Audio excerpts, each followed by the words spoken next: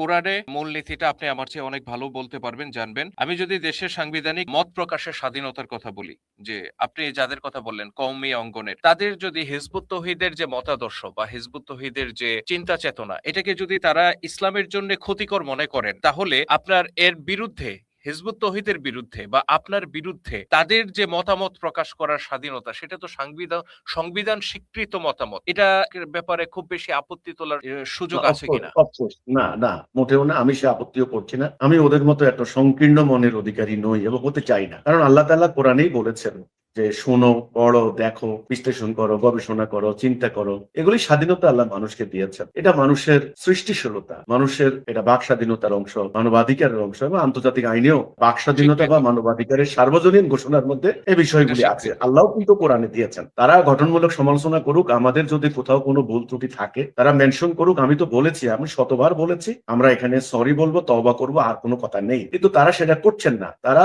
যেটা মিথ্যা কথা বলছেন, সম্পূর্ণরূপে বানিয়ে বানিয়ে টুইস্ট করে, যেটা আমরা বলি নেই, এবং যে কোনো একটা শব্দের আগে পিছে লাইন, একটা প্রবন্ধের, একটা বইয়ের কয়েকশো পৃষ্ঠার বই, সেখান থেকে এক শব্দ দুই শব্দ তারা তুলে এনে সেখানে তারা বিকৃতভাবে উপস্থাপন করছেন। এবং শুধু তাই নয়, তারা হুমকি দিচ্ছেন, প্রপাগান্ডা ছড়াচ্ছেন, এমন এমন কথা বলছেন, বাংলাদেশের সীমানা থেকে বের করে দেওয়া হবে, টেকনাফ থেকে তেতুলিয়া পর্যন্ত কোনো আস্তানা রাখা হবে না, আস্তানা উড়িয়ে দেওয়া হবে, যেখানে পাবে একটা একটা হিজবুত তৌহিদ পিঠের চামড়া তুলে ফেলা হবে। এই যে কথাগুলি, এগুলি সুস্পষ্ট রূপে, আপনিও নিশ্চয়ই এগুলাকে বাক স্বাধীনতার অন্তর্ভুক্ত বলবেন না, এগুলিকে মানবাধিকারের কথা বলবেন না। এগুলি সম্পূর্ণরূপে ওই যে ফ্যাসিস্ট আমি বললাম, ফ্যাসিবাদের মতো উগ্রবাদ, এগুলি সম্পূর্ণরূপে স্বৈরাচারী আচরণের, মানে উগ্রবাদী আচরণ, সন্ত্রাসবাদী কথাবার্তা। এগুলি মোটেও তাদের বাক স্বাধীনতার মধ্যে পড়ে না। তারা আলোচনা করুক। তারা তো সারা দেশে বয়ান করেন, ওয়াজ করেন, মাহফিল করেন, তারা কোরআনের হাদিসের কথা বলেন। আমার তো কোনো আপত্তি নেই, আমরা কিছু কথা কোথাও মানে তাদের কোথাও আপত্তিও করি নাই। করুক, তারা করেন, তাদের জ্ঞান থাকলে তারা করবেন। কিন্তু সুনির্দিষ্টভাবে হিজবুত তাওহীদের নামে